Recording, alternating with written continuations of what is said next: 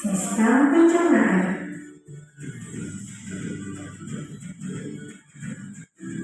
Pencernaan dimulai dalam mulut, meminum makanan, lalu lidah menghasilkan enzim yang berfungsi untuk menghaluskan makanan agar mudah ditelan. Lidah membawa makanan ke kerongkongan. Di kerongkongan, makanan didorong dan diremas agar masuk ke dalam mulut. Proses ini terjadi selama 5 sampai 6 detik. Lalu memiliki 3 fungsi: menekan makanan selama 2 sampai 4 jam,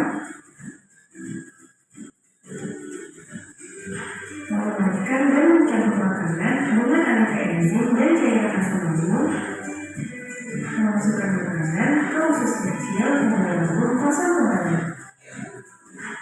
Di usus kecil atau usus halus, zat-zat gizi seperti protein, lemak, karbohidrat, vitamin, dan mineral diserap oleh tubuh. Pankreas menghasilkan enzim, dan kaki menghasilkan makanan. Enzim berfungsi itu membantu pencernaan dan penyerapan makanan di usus kecil.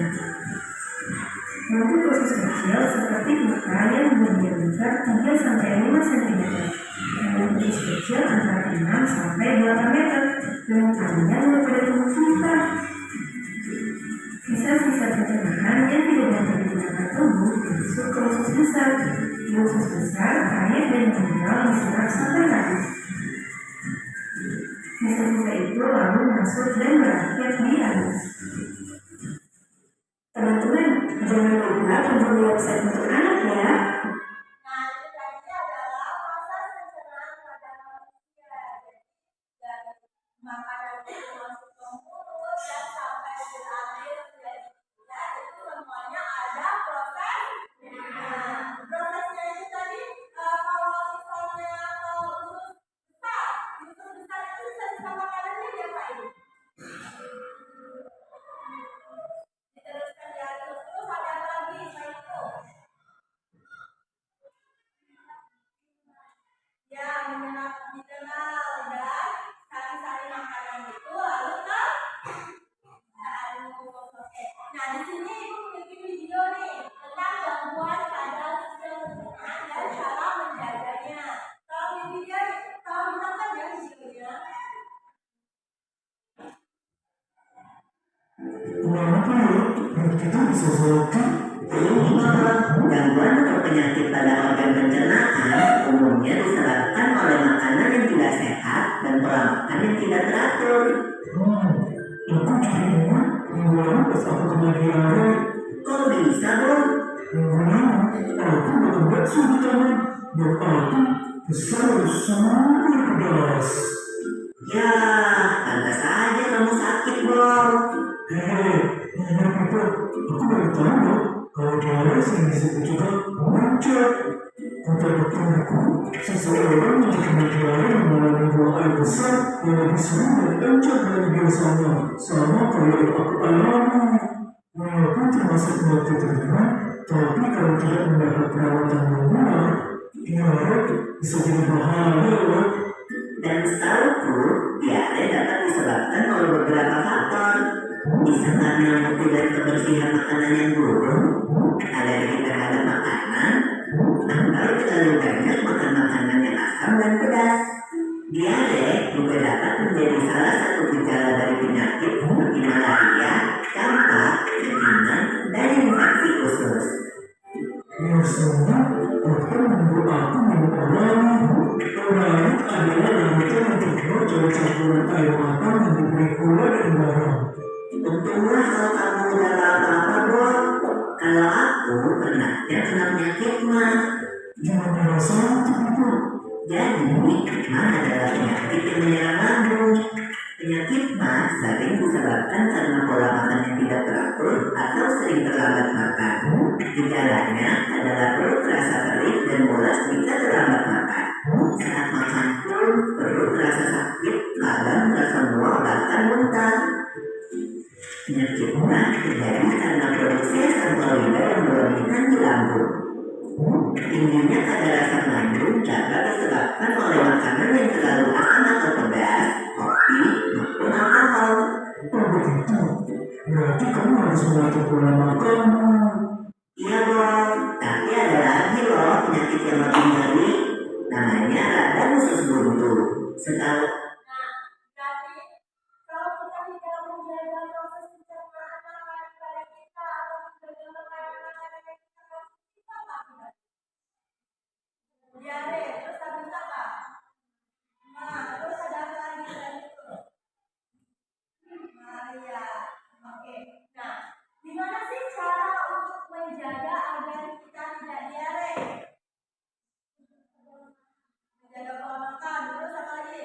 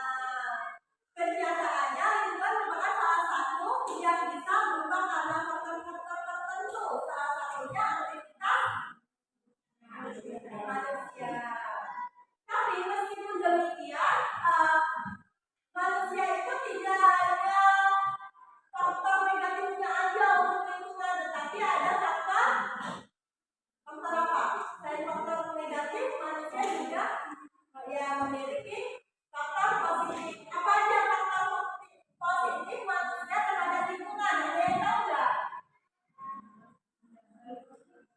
Iya, menjaga lingkungan seperti kita apa? Membuat daerah resapan air, terus menjaga kelestarian hutan, membuang sampah pada tempatnya. Nah, faktor pengaruh lingkungan itu memiliki beberapa faktor. Ada apa aja faktornya? Kan tahu? Faktor alam dan faktor manusia. Faktor alam ini contohnya apa yang mempengaruhi terhadap lingkungan? Contohnya faktor alam deh.